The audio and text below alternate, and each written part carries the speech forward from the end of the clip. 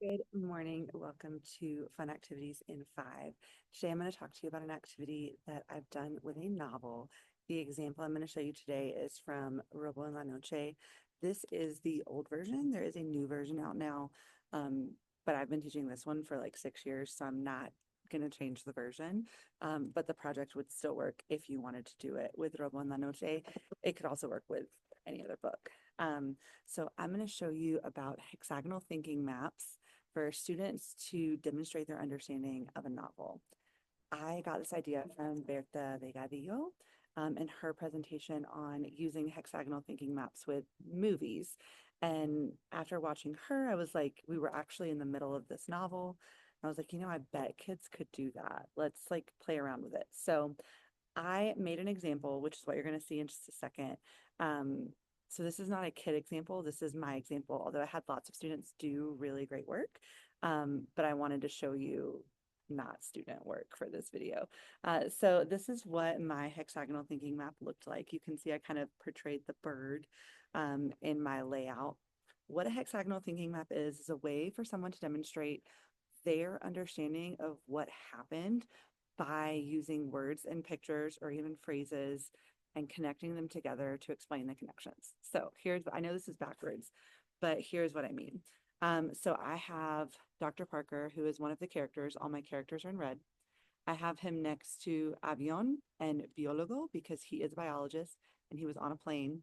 And I have Michigan, which is a place in green next to these two because he was a biologist and he left on the plane from Michigan. And so when I was explaining this, whether in the target language or in English, I would say, Dr. Parker is my character. This is why he has these things. This is why this thing. He sat on the plane. They traveled, him and McKenna, they traveled to Costa Rica to the ranch. And you would go through and you would talk about the things that you have on your map and how they relate to, in this case, what you read to show your understanding of, in this case, the novel. You could do it with a story, you could do it with a legend, you could do it with a movie, you could do it with anything. Now, a couple of things I did on this that I do have my students do. I do have them do characters, adjectives, places, and things in different colors so that when they're explaining them, they can kind of remind themselves about what they're talking about. The way I have students come up with their hexagons is as we read chapters, I have them make a list, people, places, things, and actions. And each chapter they add to that list in their notebook. They don't know what this is yet. I just have them make a list. About halfway through the book, I stop and I'm like, okay, go back through and I want you to delete anything that you think is not super relevant. Like maybe it was only in one chapter, or maybe that character only made an appearance for 3 sentences.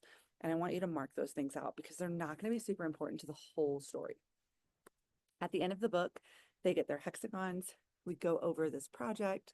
They start making their hexagons. For this project, they had to have at least 36 hexagons, which is roughly 3 per chapter. And then they go through and they talk about what they mean. I give my students the option to do it in writing or speaking in Spanish or in English. Most students, this is a level 2 class. Most students choose to speak it in Spanish because it's actually easier than any of the other options. Um, but you can do this with anything. I do the same project with a legend that I teach in Spanish 3. I do the same project in Spanish 1 with a story that we do. So you can do it with anything. It's just a great fun way to give students creative freedom in their own understanding and demonstration of their understanding. So below, I'm going to link a couple of blog posts on hexagonal thinking, including Berta de Garrigos. I would love to hear how this goes of you trying it out with your students and whether it's with a novel or without being a novel. But I would love to hear how it goes. I hope that you guys have a great week and we will see you next time.